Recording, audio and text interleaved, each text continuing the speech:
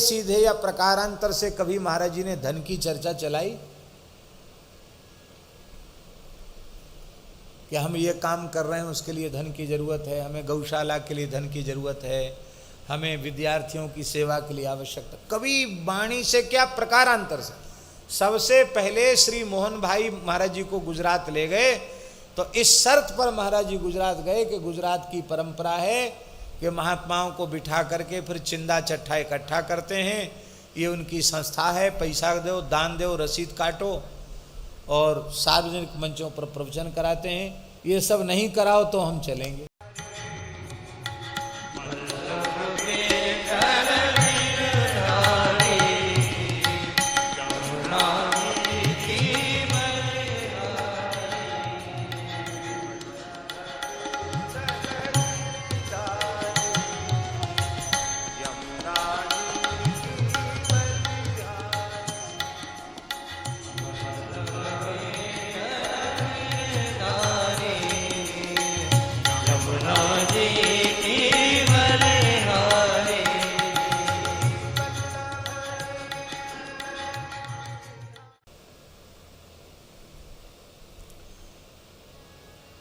तो संचित, क्रियमाण और प्रारब्ध, इन तीनों प्रारब्ध को भोग लेते हैं, क्रियमाण का बंधन नहीं रहता और संचित नष्ट हो जाता है।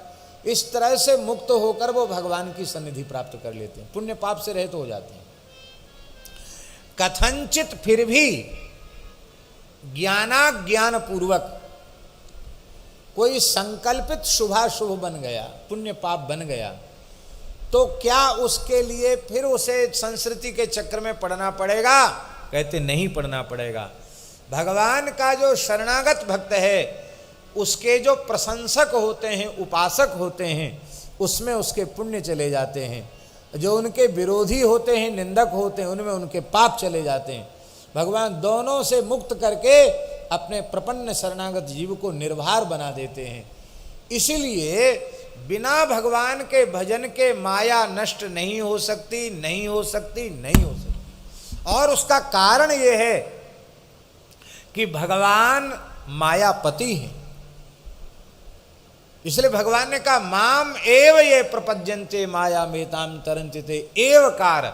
एवकार अन्य की व्यावृत्ति के लिए है। अनन्य भाव से मेरे चरण कमलों का जो आश्रय ले लेते हैं वो मेरी माया से मुक्त हो जाते हैं। कितनी बढ़िया बात है।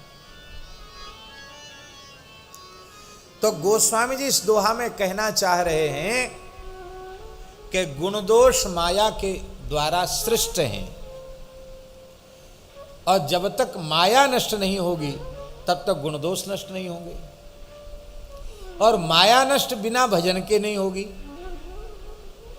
और भजन की मर्यादा क्या है?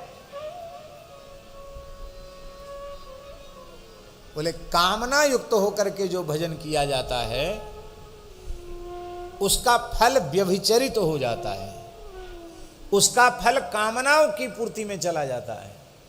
इसलिए भगवान के स्मरण में, भजन में सर्वथा कामना शून्य होकर के भजन कर, कोई कामना नहीं, कोई इच्छा नहीं। यहां तक कि सात्विक संकल्प भी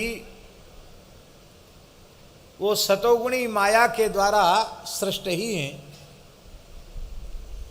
और वह सात्विक मायाकृत संकल्प वो आगे चलकर सात्विक नहीं रह जाता है, उसी में रजोगुण आ जाता है, उसी में तमोगुण आ जाता है और बाहर निकल नहीं पाता। इसलिए स्वयं संकल्प विकल्प से बचे, सर्वतो भावेन अपना तन मन प्राण भगवान को अर्पित करे।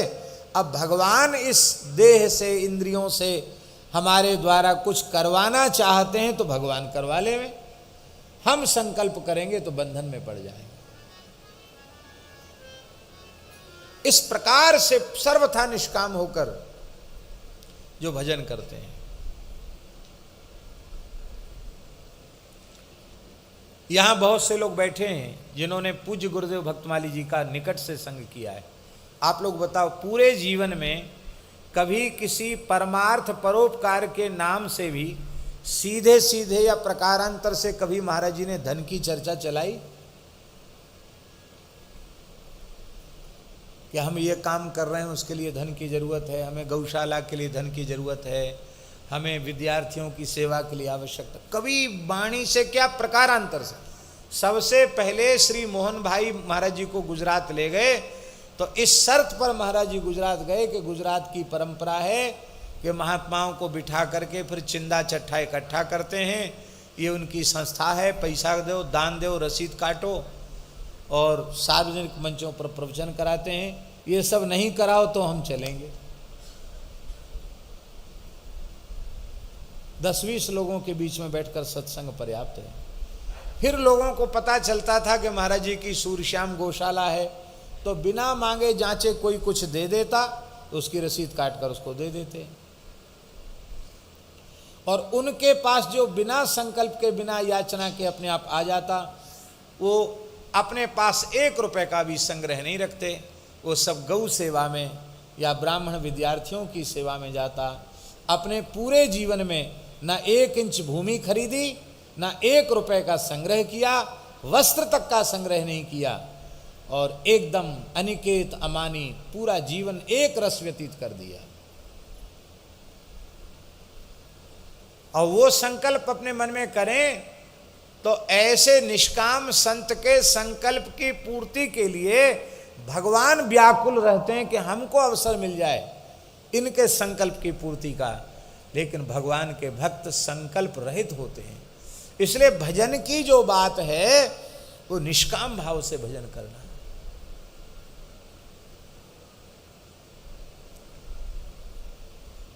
गोस्वामी जी ने विनय पत्रिका में गुरु जी कहा कि को कछु दे, कोई कुछ हमें दे, और को भल कहे, हमको लोग अच्छा कहें, भला कहें, और हमें कोई कुछ दे, ये 2 प्रकार की इच्छाएं साधन करने से भी जीव की नष्ट नहीं होती हैं। ये बात विनय पत्रिका में गोस्वामी जी ने कही। यह वासना न उड़ते जाई, ये वासना हृदय से नहीं जा रही है। इसलिए भैया हमको लोग अच्छा कहें, भला कहें, ये इच्छा भी मन में नहीं होनी चाहिए। भरत जी क्या कहते, लोग कहें गुरु साहिब द्रोही, सारा संसार मुझे पापी से पापी, अधम से अधम कहे, भगवान का द्रोही करे, गुरु का द्रोही कहे, हमें स्वीकार है। बस श्री रघुनाथ जी अपने चरणों में हमको स्वीकार करके रखे। यह है सर्वथा लोकेशना का त्याग। इस प्रकार से कोई कामना नहीं, किसी प्रकार की कोई कामना नहीं, ये निष्काम भाव से भगवान का भजन करना।